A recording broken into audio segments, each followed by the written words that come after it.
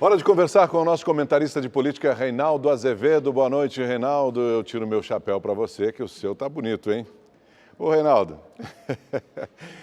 eu gostaria de saber essa história aí do Jair Bolsonaro. Há dúvidas também sobre a candidatura dele depois desses questionamentos todos, Reinaldo?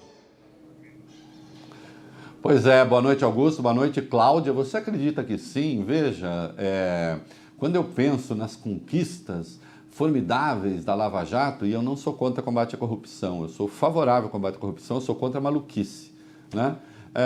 E quando eu vejo que nós temos, em primeiro lugar, um candidato que está preso, com 39% dos votos, e em segundo lugar, segundo o Datafolha, com 19% dos votos, um candidato que é réu no Supremo, então a gente se dá conta, vamos dizer assim, da miséria política a que nós chegamos, meu querido Augusto. Vamos lá. Tem uma decisão do Supremo, numa votação que terminou em dezembro de 2016, que vai precisar ser revista agora. O que é que o Supremo decidiu, então, por 6-3? A votação começou em novembro e terminou em dezembro. Atenção, pessoas que são réis, quem é réu, não pode estar na linha sucessória. Não pode assumir a presidência da República nem por 2 dias, nem por meia hora. À época, foi uma ação, uma arguição de descumprimento do preceito fundamental de autoria da Rede. Por quê? Quando a Rede entrou com esse pedido, o Eduardo Cunha tinha acabado de se tornar réu.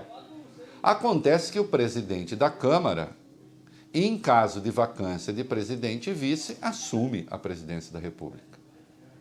E aí, então, disse a Rede, o presidente não pode ser réu. Quando um presidente é réu, ele tem de se afastar da presidência.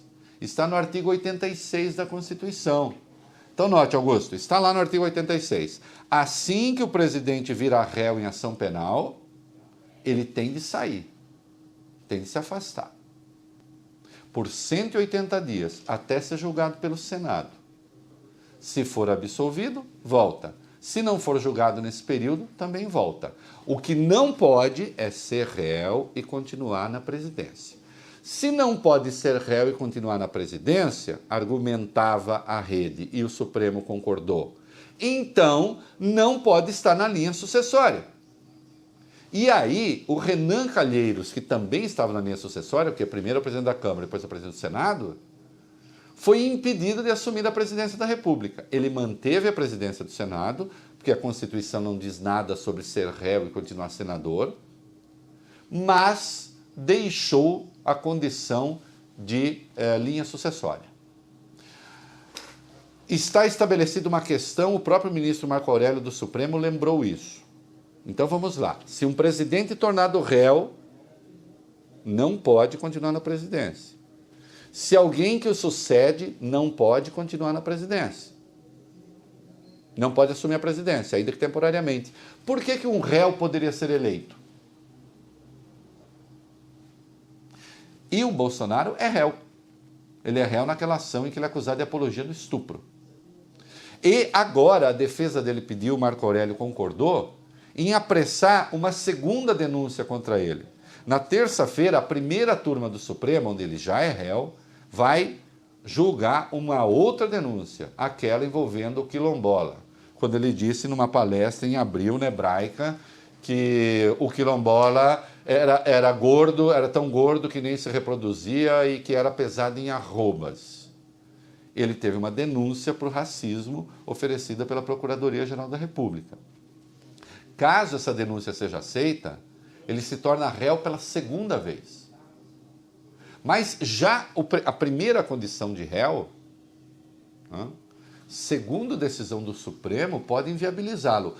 Destaco, em 2016, o Supremo não arbitrou sobre a condição de candidatos, só tratou daqueles que sucedem o presidente. Mas, se Bolsonaro for eleito, ele vira presidente e é réu. Mas a Constituição diz que um presidente não pode ser réu no cargo. E aí, como é que fica? Então, o Supremo vai ter que se debruçar sobre isso.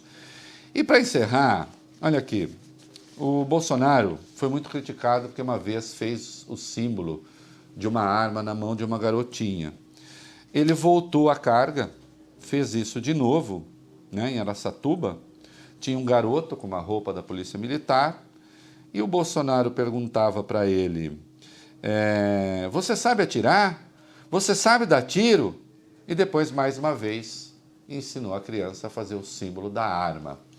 Deixa eu dizer uma coisa, pouco importa a opinião que você tenha sobre o porte ou não de arma, sobre a posse ou não de arma, que são coisas diferentes.